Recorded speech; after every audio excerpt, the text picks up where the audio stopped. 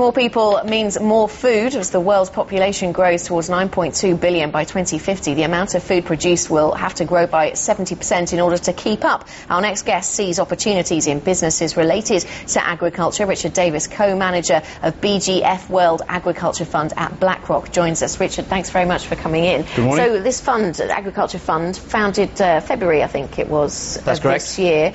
How's it been performing, and where are you finding the best places to put your money right now? Well, our view on agriculture is that it's a very good long-term story, and demand for agricultural commodities is going to be driven by a number of factors, and this will put upwards pressure on the price of commodities, and as a result of this, farmers will be economically incentivized to grow more crops, and that's really where the investment opportunity lies, is in the supply side response we expect to see. So our fund invests in companies which either are farming businesses themselves, these are companies which own land and grow crops, or they're companies which sell goods and services directly to farmers, such as equipment or seeds or fertilizer. So as farmers grow more crops, they'll be using more seeds, more fertilizer, more chemicals. They may buy a bigger tractor.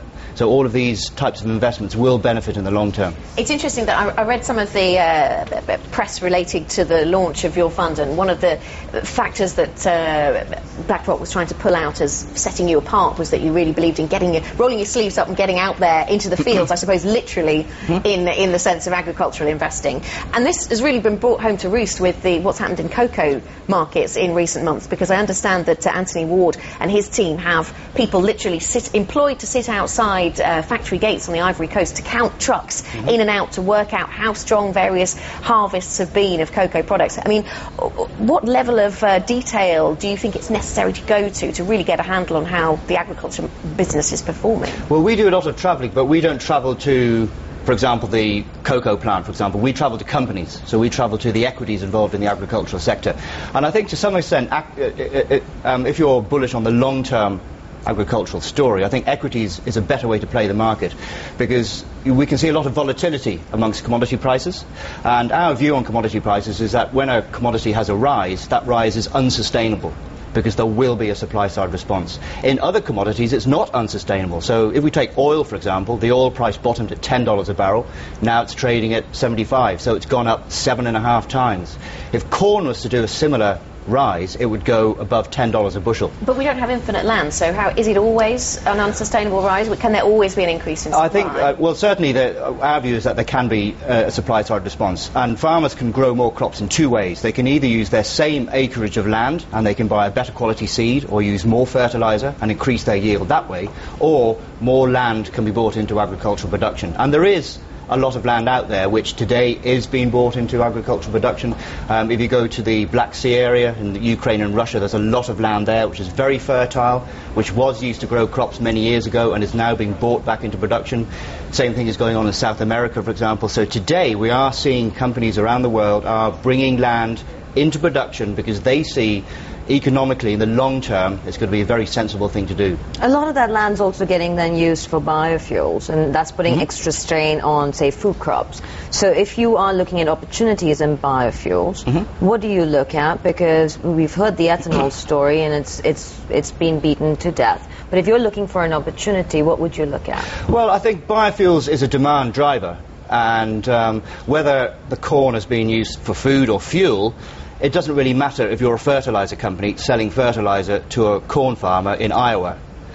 So to some extent it doesn't really matter from our perspective of making investments what the end product is being used for. Now, we do invest in some of the biofuel companies, so we do have investments in some of the Brazilian sugarcane companies, for example, because that industry is a very good industry.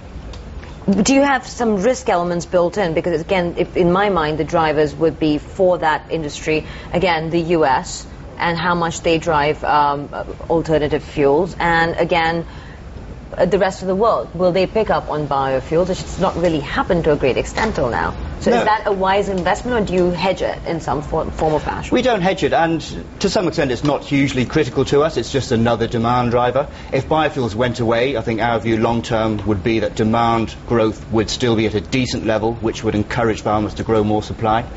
So we're not really playing the biofuel story as an investment. We just look at biofuels as a demand driver. And I think going forward, given government legislation will probably get tighter around the world. So our view is that more countries will have to bring in more biofuels slowly. It'll be a slow process, but I think it will happen.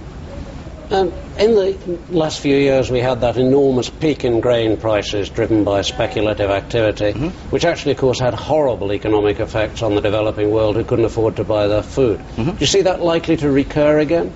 Well, I think if farmers do nothing, and do nothing in order to grow more supply, I think we will see significant food price inflation, which is obviously not a good thing. But we don't believe that will happen, which is good, because our view is that because the supply side response will dampen any long-term upward movements in prices. We had not just a gradual rise, we had spectacular rise, which was driven by the financial market. We had very spectacular rises, but they were very short-lived, because we did, if you take corn for example, the corn price went up to $7.50. Now when that happened, farmers of the United States were rubbing their hands together saying, this is great news for us, let's grow more corn.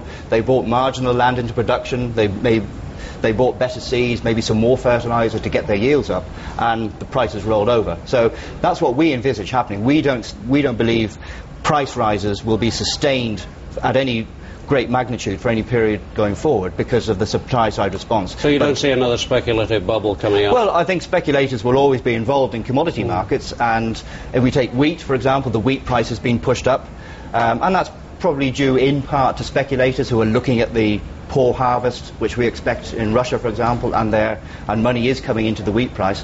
But as the wheat price goes up, farmers will want to grow more wheat. Okay. And already we've heard from farmers in Russia and the Ukraine who are saying, well, this looks really good, I want to grow some more wheat. So that will obviously dampen the price. But in doing that, they will be utilising goods and services which our companies Richard, in the portfolio. Thank you very much for coming in. I'm sorry we don't have longer to talk to you. Richard Davis, co-manager of the BGF World Agriculture Fund at BlackRock.